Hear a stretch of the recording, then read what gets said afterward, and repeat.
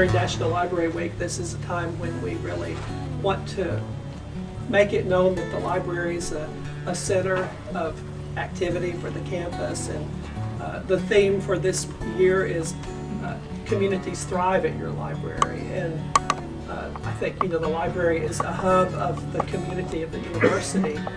And this year we have brought Paullette Jiles here to speak to you about her writing. She's written across different genres. She's written poetry and had some very well received and awarded poetry. And she's had memoirs that she's written and different genres, I guess science fiction and a detective novel.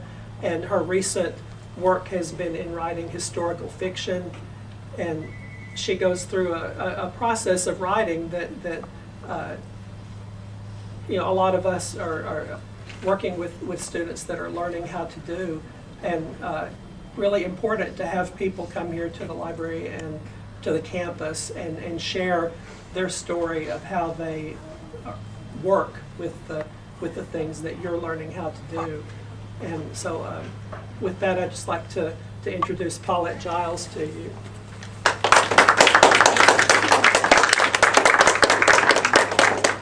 Thanks for being here. Thanks for having me.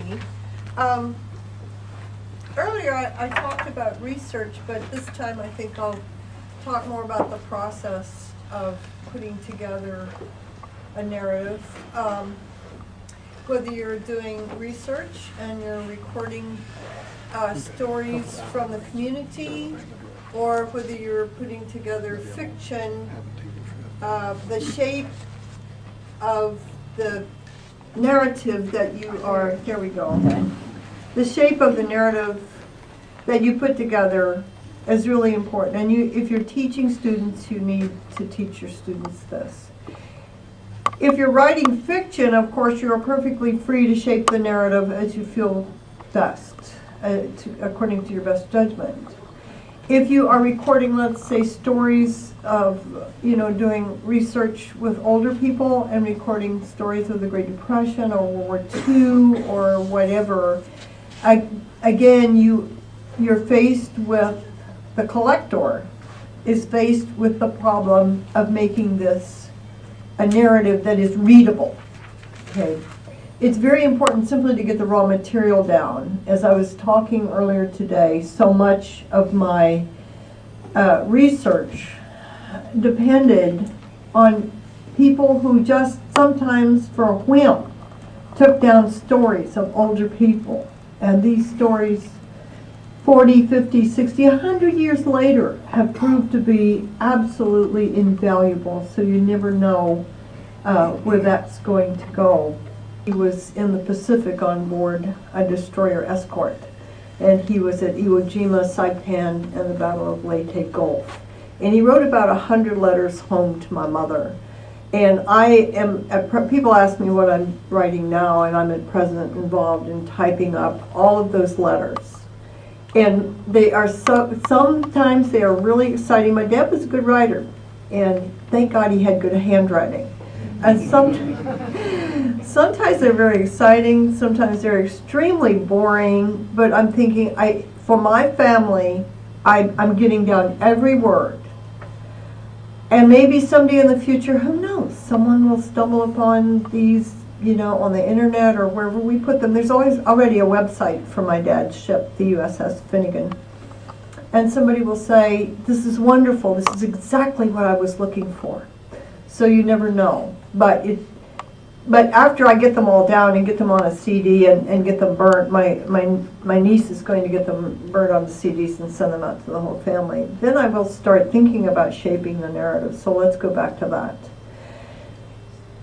If you're teaching, if you're working with young people who are thinking about writing a book, let's say, fiction. Let's do fiction first. You need to get them back to the basics. And very few creative writing classes ever teach the basics. I don't know why that is. I dropped out of creative writing classes. I took one when I was in university, and I thought, this is not helping me, and I'm wasting my time. In art school, you learn the color wheel. If you take music, you learn the scales. Do, re, mi, fa, sol, la, ti, do. Because those are very physical mediums. But nobody teaches the very basic stuff. The woodwork, the toolbox of fiction, or any narrative.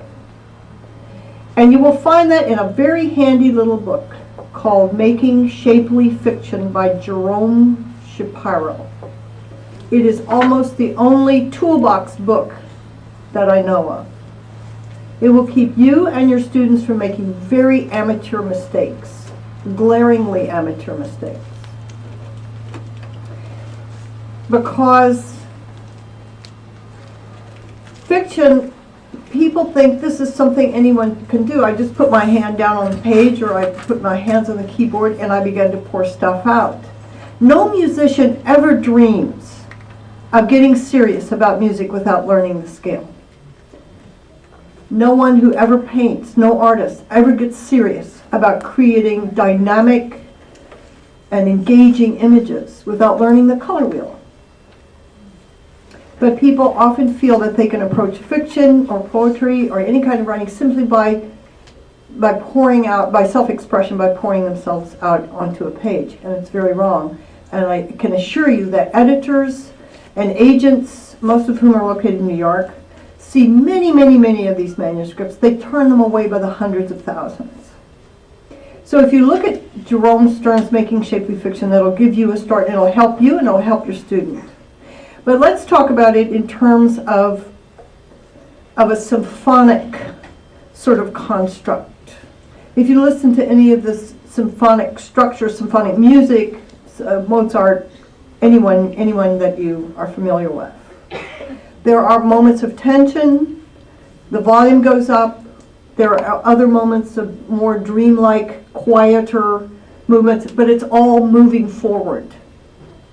So what true artists work with is the UV principle, unity and variation.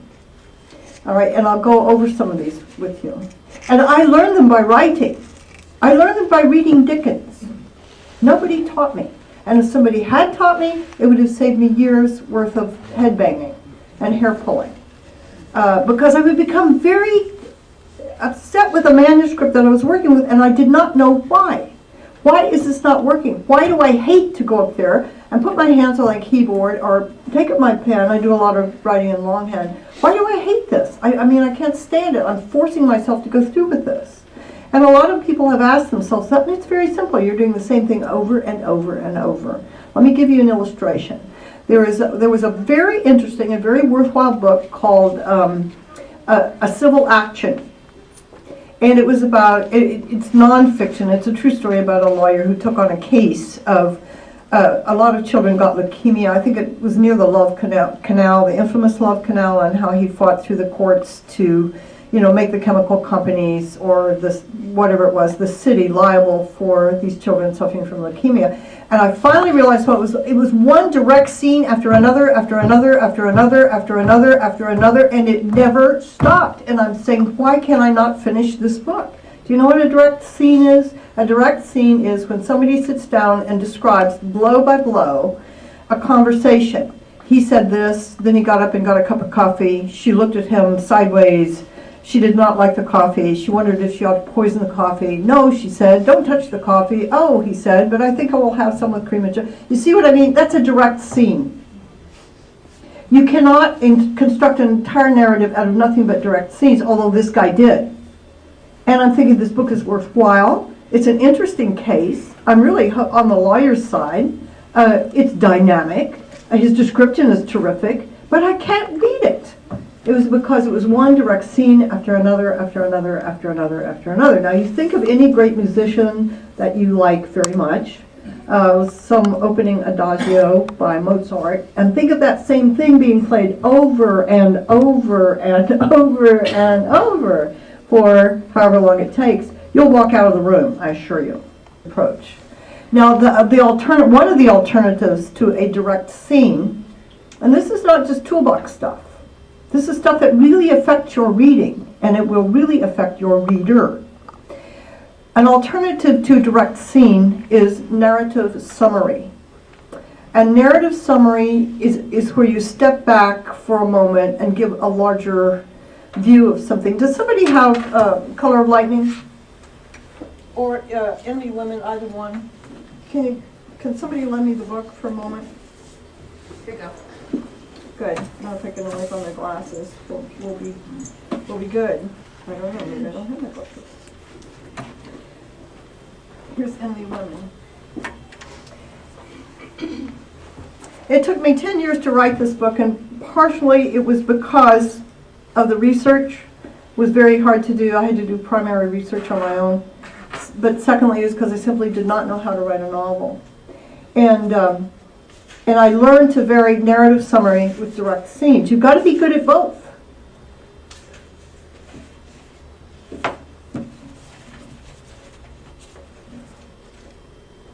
Now here's narrative summary. It's a large overview, for one thing.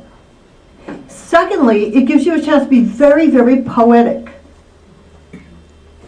It was the third year of the war, and by now there was hardly anybody left in the country except the women and the children. That's the opening line. The men were gone with Colonel Reeves to live in the forests, and many families had fled to Texas or St. Louis. Abandoned house places looked out with blank windows from every hollow and valley in the Ozark Mountains, so that at night the wind sang through the disintegrating chinking as if through a bone flute. All through the last 3 years of the war, Adair's father had tried to keep his children close to home. Because he was a justice of the peace, he was called Squire, and the newspapers he subscribed to came addressed to Squire M.L. Cully. Her father had determined to stay out of the war and to keep his children out of the reach of soldiers of either army, and he had succeeded for 3 years. Now that's narrative summary, as opposed to, this is one of the variations in the symphony that you must learn to handle. You must learn to handle this technique the same way you would learn scales or the color wheel. Okay. So for instance, I'm telling you, for instance, a civil action was nothing but direct scenes. And many editors that you will work with in New York do not know the difference between a direct scene and narrative summary, or when a writer is or is not writing them. And if I had been the editor for this guy who wrote a civil action, I would have gotten him by the scruff of the neck and said, look, you've got to stop this. You know, I'm giving you 10 pages of direct summary, and then I want direct scenes, and then I want 10 pages of narrative summary, which is what I do in almost all my books. Now, Color of Lightning, again, starts out with narrative summary, and then it makes your direct scenes so much more intense. Now, the other day, I ordered a book from Amazon, a writer in the late 18th century, a German writer, I'm reading him in translation, called Heinrich von Kleinst. And he had been highly recommended to me, a writer not very well known, so I picked him up and I began to read him. He is nothing but narrative summary. That's all his short stories are. And again, I start to falter. After 3 or 4 pages of narrative summary, narrative summary, narrative summary, nothing but narrative summary, nothing but overview, I start to falter and I can't keep going unless the stories are really short. So if you take someone, whoever your favorite writer is, you will find that they instinctively do this. Probably no one has told them, except for the fact that you get sick of your own direct scene and you say, God, I've got to do something else. At the time, I didn't know what to do, but when I found out what to do, then I moved on. And Jerome Stern will simply tell you what narrative summary is. He won't say use 10 pages of narrative summary and 10 pages of a direct scene. He will simply keep you from making really stupid mistakes, like putting tags on dialogue, which is very poor, using dialogue to convey information with, which is also very poor. From time to time it has to be done. So when I finally learned to do this, it was a great relief. I began, and this was the book that taught me how to do it, and reading Dickens. And then I began, it was a great joy to go up and begin to work on Enemy Women, and then on to Stormy Weather, and then when I reached The Color of Lightning, which is the story of Britt Johnson, I had my technique in hand, and I had known a lot about Brett beforehand, and I sat down and wrote that book in 5 months, and this took 10 years. So this is what happens when you're supplied with a good toolbox. It's very, very important, and for you as a teacher, it is very important to help a kid who wants to begin creative writing and faces this mass of he or she doesn't know where do I start, how do I get my toe in the water. That's basically why I started writing poetry, because I simply could not grasp fiction. This is a lot of time to ask of somebody to give their focus to. And if you've been raised on television, your attention span is probably fairly short. That's not a good thing. You have to work very, very hard stretching your attention span, like your hamstrings, as you bend down and touch your toes. But this is a long time to ask somebody to focus deeply on one thing. To go home at night and pick something this large up, or larger, or twice the size. So the color of lightning is larger than this. And it's a long time to ask someone to focus on something where they're extending energy, extending attention, giving attention, rather than sitting passively and having entertainment or excitement or stimulation poured onto them with no interior arrangement of one's brain cells. That's why we have to ask people to read. So this is something that's very important, and whenever I have taught, which is very rare, I don't teach. I'm not a natural teacher. My sister is the teacher in the family. She teaches in St. Louis. She loves teaching, and she's very, very good at it. I don't know how she does it, but I'm one of those people whose attention span does not last. But when I do teach, I try to teach these nuts and bolts to get people out of sometimes getting really stuck in a bog. So, are there any questions before I go on? Okay, I'd like to talk about The Color of Lightning, which is a book that really moved for me. I hope people are not discouraged that I'm simply talking about technical stuff, because it's very, very important. You take an actor and you give an actor the most stunning lines in the world, but if that actor moves onto a stage and says it all in a flat monologue, it doesn't matter what the words are. Nobody's going to listen. The audience will all get up and leave, within 15 minutes. That actor may come up to his or her mark. That actor may have the lines perfectly memorized. But if it's delivered in a flat monologue and intonation, then the technical aspect is missing. No one has taught that actor how to express him or herself. So you see, this is why the tools are important, and why the content is not all that important. So the content of this, as it moves from direct scene to narrative summary, back to direct scene, back to narrative summary, and the same with Britt Johnson, the content is not all that important. It is important. It's what editors call the news. The news, meaning what is the content of this book? What is this book about? What an editor is really looking at, and editors go through hundreds and hundreds of books a year or more. What they're really looking for is the shape of it and how it holds up, because they know, they're in the business of selling books. Nobody's going to touch it. So when we're talking about, I want to say one further thing about narrative summary and direct scenes. I spent some time in Northern Ontario working with Native American or Native Canadian people. In fact, I spent 10 years there helping to set up I was in communications, helping to set up 1 watt FM radio stations and plus a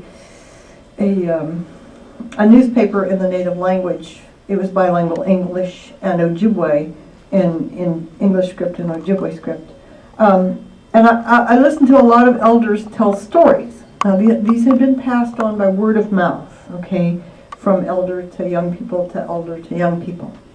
And as they told their stories, I saw them move instinctively between narrative summary and direct scenes. Okay, this is not a written language, up until very recently. These were not written down. These elders had learned these stories from their elders going back into the remote mists of time, and yet they instinctively moved from narrative summary to direct scene. And this is true of most folk tales and folk literature. The story of Ayash, for instance, or Chingavish. Chingavish is a kind of clown character. He's a trickster character. He's always causing trouble, and he lives with his sister. And his sister's always the practical one, and she's always trying to stop him from getting in trouble. So the story was about how Chingavish caught the sun in a snare. Now here's how he started the story. It was early in the spring. The snow was about to melt. It just had a crust on the top from the freeze of the night before, and the days were getting a little bit longer. See, he's starting out with narrative summary, narrative summary, narrative summary. And then Chingavish loved to wander in the forest. He loved to go out by himself. He was always getting in trouble. You see, we're still in narrative summary, still in narrative summary. Then Chingavish saw a burned path, a burned place going through the forest, which is where the sun had been. The sun as a personified, animated character, a person, a mythic person. So then he goes back into the tent. Now the direct scene begins. His sister says, Chingavish, where have you been and what have you been doing? And then he says, I was in the forest and I saw the trail, etc., etc. But you see, we have moved from narrative summary into a direct scene. Now, whether the elder that taught him to do that, taught him the story, taught him to do that, I don't know. It could have been up to the individual storyteller, but that's what happens. It is instinctive. You will also find it in the book of Samuel, 1st and 2nd Samuel, story of David and Goliath. Go back and look through that and watch how that narrative moves from narrative summary to direct scenes. So, if there's any question, you guys can interrupt me, and I don't want to go on too long about this. So let's go back to The Color of Lightning. And by the way, The Color of Lightning is coming out in paperback in June, and they've done a new cover for it, and I wanted y'all to see it. It had just been sent to me by my editor in New York on an email, and that's going to be the paperback cover, which I much prefer. I don't know, it seems more, this tells you what's inside the book, I think, more than the other one does. So when I started researching Britt Johnson, again, we're dealing with very elementary figures here. When I ran onto it, in Enemy Women, at the very end, she and Major Newman head for Texas. Or that was the original ending. In this ending, they just see one another across a crowded road. But in the original story, I had them moving to North Texas. And so then I started wondering, well, what was going on in North Texas at that time, which would have been the end of the Civil War in about 1865-66. So when I started reading T.R. Fehrenbach's Lone Star, I found out that it would really have been pretty well impossible for them to have settled in North Texas at the time because of the raids from the Comanche and the Kiowa. Or it would have been extremely dangerous. But in my reading, I ran onto the story of Britt Johnson, who was a freed slave, who was part of the Elm Creek community. His wife and 2 children were kidnapped by the Comanche and the Kiowa, and he went back alone. He went alone and got them back, and that was a heroic act. And the more I knew about him, the more I realized he fitted the template of a heroic character in the way that Ajax does, or in the way that Roland does, or in the way that any of the great epic figures do. And there's not many people who fit that template. Secondly, it was a love story. I mean, he must have loved his wife very, very much to go alone into that territory and find her and rescue her and bring her back. And his 2 children. But of course, by that time, his 2 children had changed. And they were captured. They were captured in October. He did not start to go and find them until April, and it finally occurred to me that he couldn't have because there was no feed for his horses. We have to think like 19th century people think. Horses were their means of conveyance, And if you didn't have grass, you didn't have a conveyance, because, and the Indian raids had burnt so much that they had no feed for his horses. And besides, you can't pack enough. Believe me, I know. You can't pack enough feed to feed 2 horses for several months. It's just too heavy. You can't do it. So he had to wait till the grass came up. Now this also, these small things mark character. This is how you build character. This is how you tell your reader what kind of person this is. Britt is cautious. He's brave. He's courageous. He's a good shot. He's a frontiersman. But he's careful. He's careful. He's not crazy. He's careful. He's not going to go to get his wife and children back until there's enough grass for the horses. Now his son, Jube, when Jube escapes, he escapes the Kiowa, he simply flees. He steals a horse and he flees without another thought, without preparing, without, so this is the difference between Jube and his dad. So this is how a fiction writer conveys to you what kind of person we're dealing with, without telling you directly. I mean, I'm not sitting there writing, Britt is a cautious man. You learn this because he's going to wait. He's going to wait. He's going to wait. And he does. And he gets, and also he waits for his revenge. Revenge is a dish best served cold, as they say. And so for the men who took his wife, he takes his time.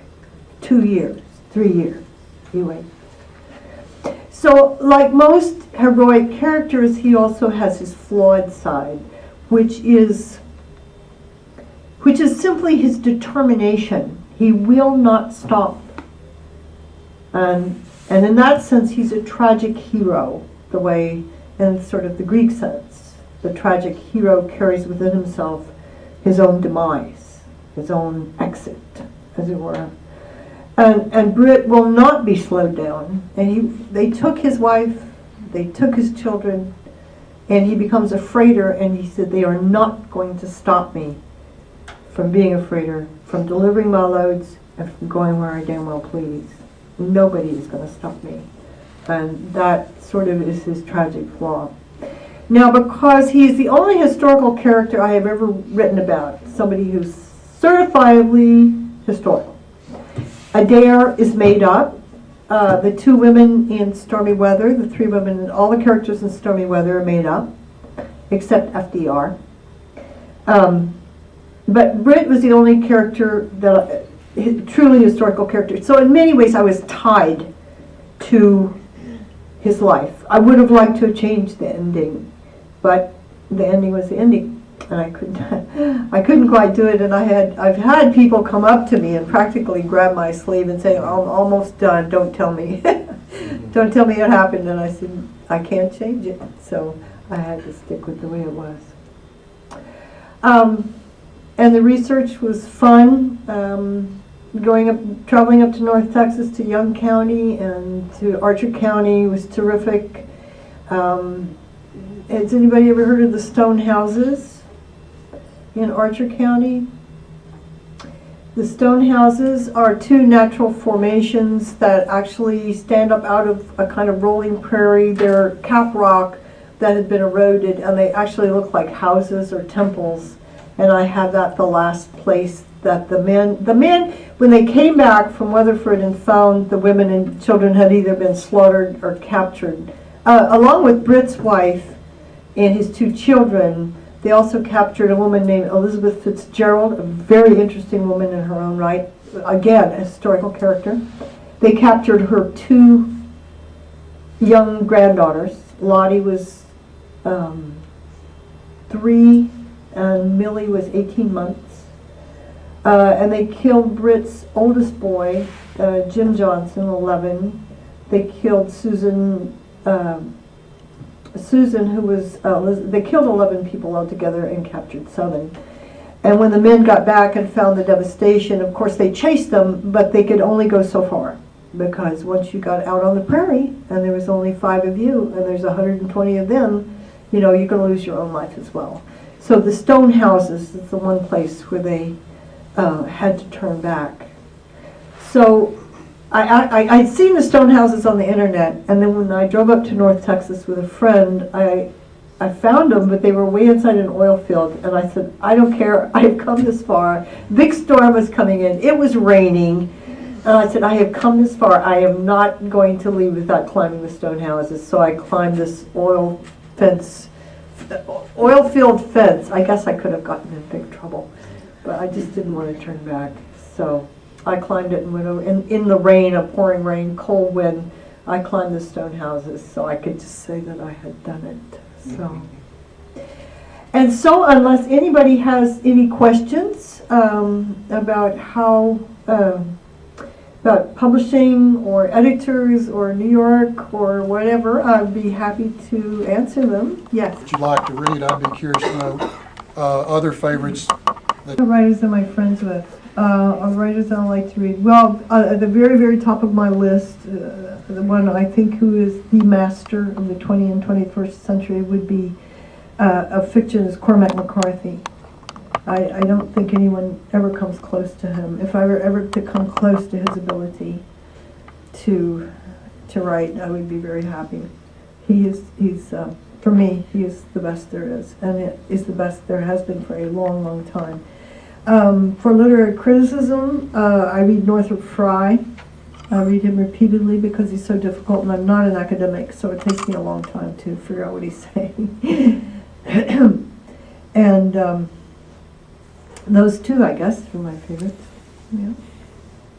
Yes. What are your writing habits? I mean, do you get up in the morning and write early with no distractions, or is it a regular scheduled thing when you write, or do you, how does that work for you?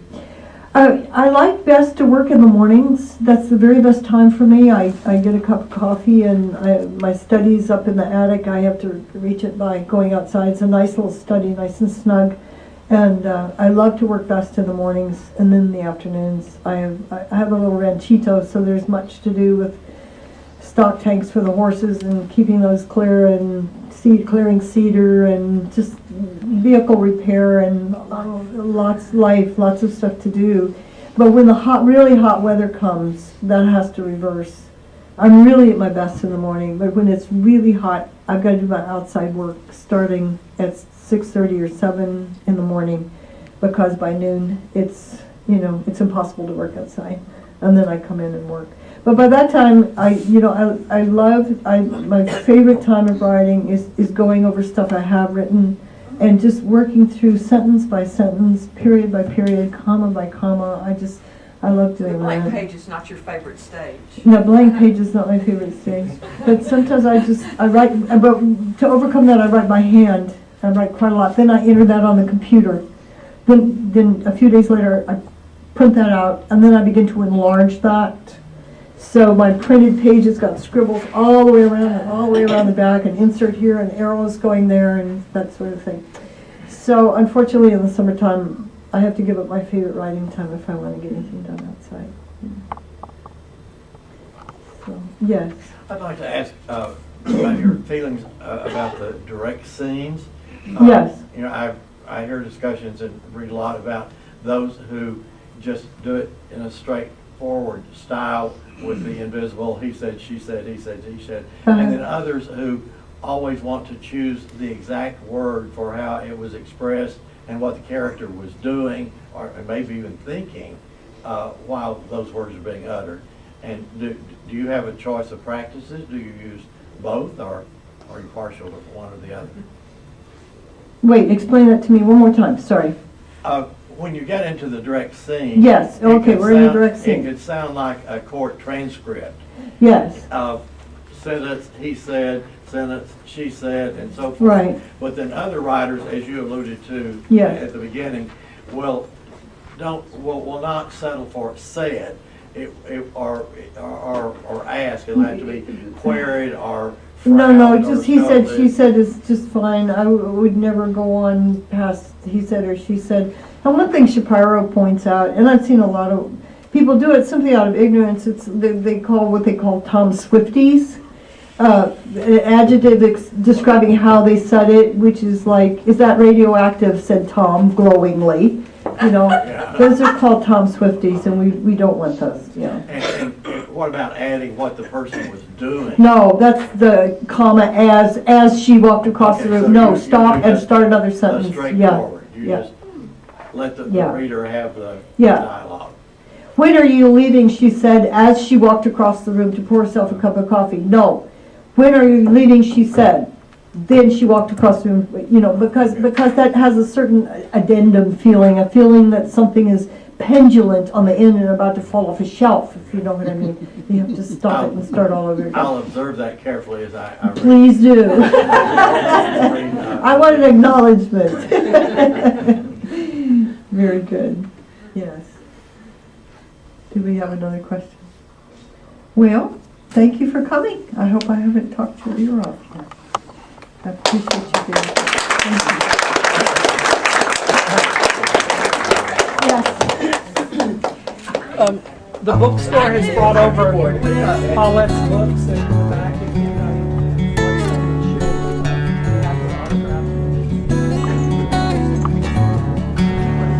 I was very disappointed in Susan Quinn. But, no country for old men, fudge cake, and then I thought the one was totally. It is depressing, but it was just, he didn't miss a lick. There's nothing wrong with it. That and, all Pretty Horses, I think, are just masterpieces.